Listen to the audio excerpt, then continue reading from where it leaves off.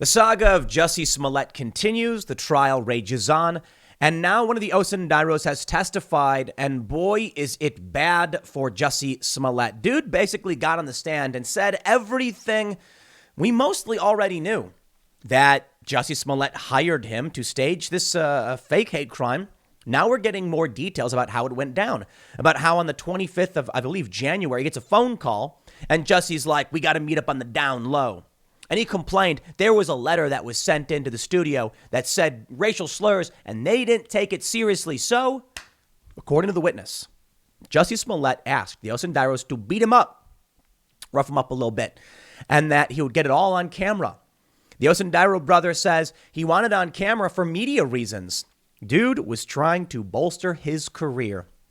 And I'll tell you this, everybody, for the most part, thinks he mailed himself that letter.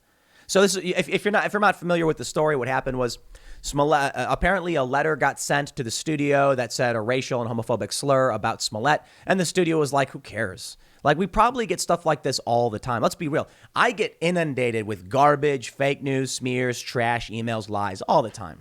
What am I going to do? I'll tell you what I do. Out here, I get sent death threats, mostly, probably not real, but we're armed. I don't know what else I can do. Stay off my property. We got signs. Don't come here. I'm not going to freak out, cry about it, and then put, I'll tell you this. During Gamergate, and I mean still very frequently, victimhood is huge. So what Jussie Smollett was doing was just a natural emergence from what we've already seen from many of these, woke leftists who, whenever they get a troll tweet, they'll retweet it. Whenever they get a threat or a nasty comment, they'll post it. And there are people who have open DMs on Twitter and then say, oh, people are sending me mean things. Like, dude, you have 100,000 followers. You write for Slate.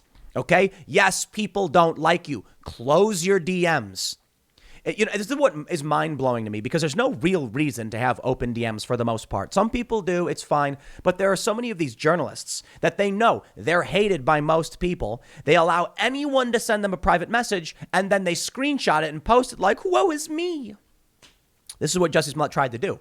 He probably saw these people on social media posting this nonsense. He's like, ooh, I should do this too.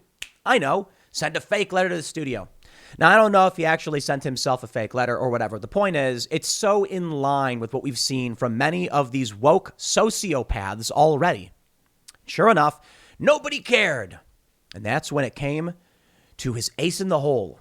The Osundairo brothers. The New York Post reports Jussie Smollett trial witness says actor staged attack, wanted to fake beat him up. Now, there is something that even slipped past me that has been known for some time. Did you know that Jussie Smollett did not go out for a Subway sandwich? I'll have to issue this correction based on my reporting yesterday. Jussie Smollett says he craved eggs at 2 a.m. He was but a simple man who had an egg craving at 2 a.m. And when he went to Walgreens, they were closed because Walgreens is not open at 2 a.m. And so instead, he went to Subway for a sandwich. This is actually what they've reported. Refinery29 has the story from back in 2019. Smollett craved eggs at 2 a.m. He told police he went to Walgreens to buy eggs despite the below freezing temperatures. Walgreens was closed, which is why he went to Subway for a tuna sandwich instead. He claimed he was on the phone with one of the Osundairo brothers. He initially claimed to be on the phone with only his manager. He later changed his story to police and stated he also spoke with Abimbola Osundairo, his trainer, over a workout routine for an upcoming music video. Per the document, Smollett declined to give over his phone records to the police. So the picture becomes clear. Dude goes outside in the morning, calls the guy he paid to stage the hate crime. The police are like, let me see your phone. He's like, no, you can't see my phone. And why? Because in it, he called the dude he hired as this was going down. Talk about stupid. It's amazing. The defense from Jussie Smollett is that the Osundairos are sophisticated criminals who set him up. Amazing. Abimbola Osundairo, 28, told jurors in Chicago's criminal court on day 3 of his trial, Smollett directed nearly every aspect of the alleged fake attack, from the racial and homophobic slurs him and his brother Ola Binjo were to use down to who would throw the punches. He explained that he wanted me to fake beat him up. I agreed to do it because, most importantly, I felt indebted to him, to Jussie. He also got me a stand-in role on Empire. And I also believed that he could help further my acting career. Talk about scumbaggery. There are a lot of people that hit me up thinking I can do stuff for them. But it's not how life works. Now, don't get me wrong. Getting networking and having connections really can help. But the reality is some people have the raw talent and the drive and the power, and some people don't. And there's no one person who's going to snap their fingers and just give you anything. The reality is that if you are to be, I'll say it this way, if you are supposed to be there, you will be. Some people think that the path to success in these movies and acting and music and YouTube or whatever is simply that someone can give it to you. It's not true. It's unfortunately not true. You have to be good at what you do. You have to work hard at it. I think the reality is the Osundairo brothers are not actors. And these are people who think, I'm going to make all this money. It's not how it works. Jussie Smollett is a good actor. Not a great actor, but he's good. And you might say, why are you... No, listen. I saw his performance when he got interviewed and he was crying. He's like, man, they said these things to me. I fought back. The dude can act. And so he gets, he's a D-list celebrity. Apparently he was in the Mighty Ducks, I guess. And he's on the show Empire. And there's a reason why he's a D-lister. And he was hoping to raise his profile with a publicity stunt. Because he's like, hey, look, I can act. I need more attention, more press. That's called marketing. Maybe it would have helped him, but he basically sacrificed his entire life. Now, what really bothers me is that he exploited these dudes who thought if we just help out Jussie, whatever he needs, he's going to get us in, man. And then we're actors. And that's not how it works. It's just not how it works. I've worked with agencies before. I'll tell you this, even if you have the talent, these people just don't care. They've got 100 people lined up and they say, look, literally don't care. We want the cream of the crop, the person we can sell instantly, and that's easy. Well, I'll tell you this. A couple agencies I worked with didn't try hard enough, and now they lost that big because if I had signed a contract with these people, I'm glad I didn't. But my point is, you can succeed if you work hard. You don't need to sell your soul to a devil like Smollett. The Osundairo brothers, you know what? Far be it from me to tell you you don't got the acting chops. I'm just saying you sold out to this guy thinking he was going to put you up. He was going to help you get access. Nah, that's not how it works. You just do the work. Not everybody can make it. There's only a few spaces at the top. But some people want to cheat. I'll tell you this. The Osundairo brothers thought they were going to cheat. Hey, we stage a crime with Jussie Smollett and he'll help us out. Not all right. They go on to say Osundairo and his brother at the center of the sensational long-awaited trial. About 2 weeks after Smollett told police he was the victim of a vicious crime on the night of January 2019, the brothers were arrested, but confessed the actor paid them $3,500 to stage the attack. Smollett's team vigorously denies the allegation and claims the men intended to attack him, potentially because they're homophobic. The crazy thing about it is I'm pretty sure they're gay, or at least one of the guys is. Smollett is facing 6 counts of felony disorderly conduct. Osundairo, who also worked on the set of Empire, testified that he and Smollett met through a mutual friend in 2017, and over the next year and a half became extremely close as they spent time together smoking weed, visiting strip clubs, and having sleepovers at the Star's Streeterville high-rise. They're homophobic. Jussie Smollett and this guy were doing drugs, and they were having sleepovers. I don't know if that's what I'd call it if you were adults. But you know what? Far be it from me to imply any kind of, adult relationship between the two.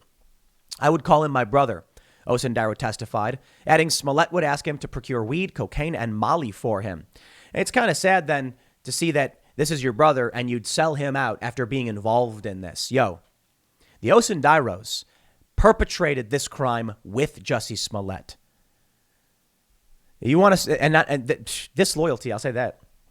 They say around 9 a.m. on the 25th of January, 2019, Osundairo said he received a curious text message from Smollett asking for his help on the low and if he was available to meet up face to face.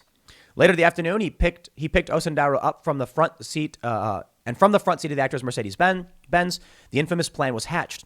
First, Smollett asked Osundairo if he could trust him and then lamented the studio's response to a disturbing piece of hate mail he claimed he received that showed a stick figure hanging with the words, "You will die, black," and then slur. He talked about how the studio was not taking the mail seriously. The hate mail he'd received earlier. I was confused. I looked puzzled. And then he explained that he wanted me to fake beat him up. Smollett asked if Osundairo's brother could help. and then explained his vision for the stunt. He first told the brothers the specific words he wanted him to use: empire, slur, MAGA, and then gave blow-by-blow instructions. He wanted me to punch him, but he wanted me to pull the punch so it didn't hurt him, and then he wanted me to tussle and throw him to the ground and give him a bruise. Then he wanted it to look like I was fighting back, so I was supposed to give him a chance to fight back and then eventually throw him to the ground, and my brother would tie the noose around his neck and pour bleach on him. The actor told the brothers not to bring their phones in case they dropped them and lost them, and ordered them not to use a rideshare service to prevent any record of their location should news of the attack get picked up by the press. Smollett directed Osundairo to send him a phony condolence letter, which he later did when the alleged hate crime inevitably became front page news. Within 10 minutes, the plans were laid and a dress rehearsal was set for 2 days later, Osundairo told jurors. From across the room, Smollett, wearing a light blue shirt, furrowed his brow and watched Abimbola, I'm not pronouncing it right probably, about the alleged dry run. From across the room, Smollett, wearing a dark suit, light blue shirt, and burgundy tie, furrowed his brow and watched him testify. Osundairo, dressed in a black turtleneck, a gold chain, and a matching black and gold face covering, hardly flinched as he delivered more than 4 hours of testimony. On Sunday, January 27th, the day before the attack was set to take place, Smollett picked up the two brothers and brought them to his neighborhood, where he pointed out the exact location he wanted the alleged hoax to go down. He said that there was going to be a camera to capture the fake attack, that he wanted the camera to capture the fake attack. Asked by the special prosecutor, Dan Webb, why he wanted the attack captured, Osundairo testified Smollett wanted to use the camera footage for media. When the plan was finally carried out around 2 a.m. on January 29, 2019, the camera Smollett hoped would capture the attack was pointed in another direction. But just about everything else went according to plan. The brothers delivered their lines, roughed Smollett up, and fled the area, only to be arrested a little over 2 weeks later. Outside the courtroom Wednesday evening, Smollett wore a frown as he exited the building flanked by supporters, and he didn't answer a question asking what he thought about Osundairo's testimony. His team is slated to begin their cross-examinations Thursday morning. Now, I jokingly stated, y'all are going to be so embarrassed when they cross-examine the Osundairos, and it turns out Jussie Smollett was telling the truth the whole time, that he was betrayed by the Osundairo brothers, that they are in fact homophobic racists, even though the assumption is that they're also, black and gay, and that they were simply trying to frame Jussie. I mean, it's possible. Let's be real for a second. The story on its face is completely absurd. And the simple solution, as stated, Occam's razor, in the absence of evidence, the solution that requires the least amount of assumptions tends to be the correct one, is that Jussie Smollett staged a hate crime. But I mean, there's also the entire possibility that most of what we know about this did come from the Osundairos. It could literally be that they are sophisticated criminals. I mean, it's within the realm of possibility. Not that I think it's probable, but imagine this. The Osundairo brothers are mad at Jussie. He's not getting them the roles they want. He's not helping them the way they think. They feel like he ignores them. And so he's on the phone with them, right? Yeah, they call him up. Hey, are you coming out? Hey, come out. And then they attack him. They beat him up. And it could be, now hold on, for real, this is serious. It could be the Osundairos staged it because they wanted to beat him up. And they felt like if we put on a MAGA hat, no one will suspect us. It's possible, right? Now, I don't think that's the reality. I don't think that's the truth. I think Jussie Smollett just staged this because victimhood is power. Victimhood is money. And you take a look at the text messages. You take a look at him paying these guys. I really doubt he's like, here's $3,500 for personal training. And they're like, ooh, I'm going to beat him up. That makes no sense. The reality is we live in a victimhood culture. The reality is that this is the natural evolution of what we have seen over and over again with people pretending to be victims. Jussie Smollett, he's a dumb guy, but he's a midwit, not a dimwit. You got the bell curve memes where the really dumb people and the really smart people, will get something. I love the meme where it's like the really dumb guy and he's like, looks like he's messed up. He says, God is real. Then it shows the really smart guy wearing like the monk outfit. And he says, God is real. And in the middle, it's a crying guy saying, there's no proof God is real. It's funny because there's often things that are considered to be discernibly true that a wise individual seems to get and a really dumb person believes, but probably doesn't get. And then you have midwits, people who are just slightly above average. Let me explain. Maybe I'm getting it wrong, but my general understanding is midwits are not dumb. There are people who are smart enough to understand a lot of what's happening, but not smart enough to be leaders and actually plan strategically. Jussie Smollett is a perfect example of this. He was smart enough to see the system where he's like, if I'm a victim, they're going to put me on TV. I'm going to get a better salary. Everyone's going to try and ask me to come on their shows. And so being smart enough to realize he could exploit the system, but not smart enough to realize how to know how to pull it off, that, my friends, is a midwit. I like to use the example of chickens. As many of you know, we are in the process of setting up the cameras and everything for our live show, Chicken City. It's been in the works for a long time, but now we're just about ready to launch. Chickens like to take dumps wherever they walk. The funny thing is, they will take dumps right into their water. They're smart enough to know not to drink water that they have taken a crap into, but they are not smart enough to realize not to crap in their water. And that, I think, is the perfect example of what Jussie Smollett is. He's smart enough to realize that being a victim will get him attention, but he's not smart enough to properly pull off a hate crime hoax. I mean, just think about how stupid his plan is, at least according to the alleged testimony. Well, first of all, let me just say this. He could have hired a white guy. He could have literally hired a white person. He hired 2 black guys to attack him in the wee hours of the morning. He could have done it somewhere where it was away from major metro jurisdictions with massive resources. He could have done it in a suburb. He could have said that, he was working and he went out to the suburbs to, meet up with a friend, and then some guys attacked him. I mean, it makes so much more sense. Trump supporters at 2 a.m, in downtown Chicago, where it's desolate and people mostly don't live, and he was out to buy eggs, and they show up fully masked with a noose and bleach, and they recognized him from Empire. Get out of here. You know what, man? He could have tweeted something. Hey, guys, I'm going to be hanging out here. Fans, if you want to see me, I'll be doing autographs or something. And then later that night, say somebody, Trump could have done it. And man, he could have gotten away with it. I got to say, we're lucky he's stupid. Because if we really fell for this, it would just make everything worse. And the fact that he is so dumb, at least allegedly dumb, we can see through this. He's not the only one who's done something like this. There's books about hate crime hoaxes. There are whole websites dedicated to showing exposed hate crime hoaxes. We see college students at universities putting up, writing things on their door, fake graffiti. There's one story about a church where someone spray painted some racial slur, and it turned out it was actually like one of the guys from the church who was not white, who was just insulting himself. There's that story. Remember that guy? I think he was a football player, and he opened up 2 restaurants next to each other. And then I guess they weren't doing well, so he just totally destroyed them and then spray painted racial slurs. And they caught him, I guess.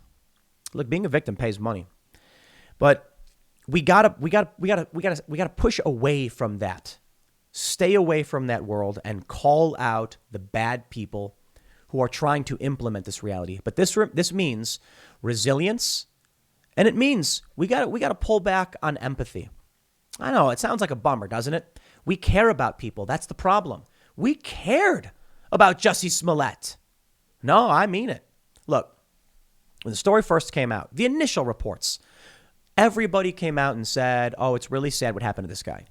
And many people on the right were just like, I don't believe it, but okay, if it really happened, that's messed up. His story was insane.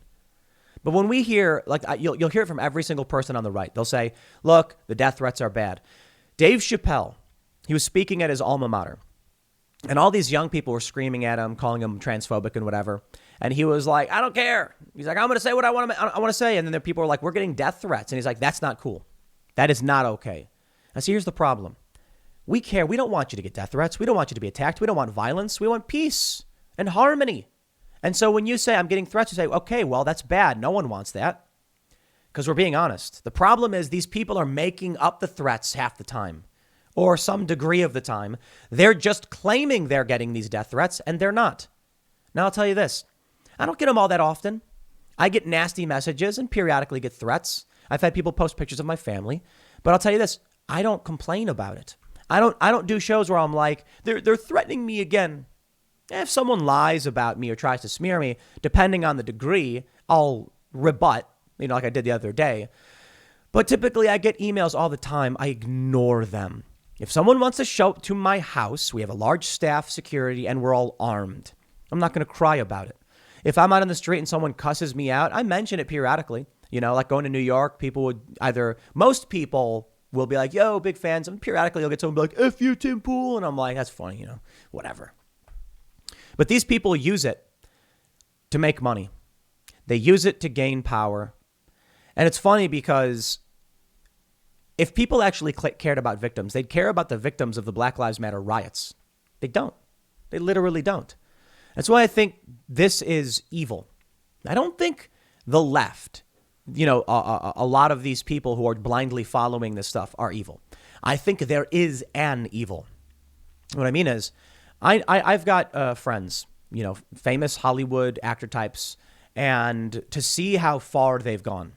They don't care about the people who are straight up killed in the George Floyd riots. But boy, will they complain and support Jussie Smollett and his ridiculous story. And I'll try and talk to them. And I got to be honest, mostly we don't talk anymore because they've lost the plot. I'm like, yo, death threats are bad. Violence is wrong. Police brutality is wrong. Police killing innocent people and unarmed people is very wrong. I would like police reform. Now, can you at least meet me at a point where we can say the riots are bad? And they're like, no, the riots were justified anger. And I'm like, 25 people died, man. Can you not even meet me there? And they're like, no. And they say I am the one who's too far gone when I'm like, I agree with you on all of these issues about racism and police brutality, but you don't care that 25 people died in those riots. David Dorn shot in cold blood over a TV, and they don't care at all. You'll bring it up and they'll say, well, yeah, you know, that's bad, but you don't care about January 6th and Trump's insurrection. And I'm like, oh, I say it's bad all the time. All the time. I'm like, that was a terrible, really awful thing. And the people who perpetrated it should go to prison. Well, yeah, spare me, dude. There are bad people. That's the reality. Insurrection. Jussie Smollett. What a scumbag. We'll see how it plays out. I'll tell you this, though. I would be surprised if on cross-examination, it turns out Jussie really was set up because, sure, I guess, but I'm not one for conspiracy theories. In the absence of evidence, the solution that makes the least amount of assumptions tends to be the correct one. And today, it's Jussie Smollett staged this. So I'll leave it there. Next segment's coming up at 1 p.m. on this channel. Thanks for hanging out, and I will see you all then.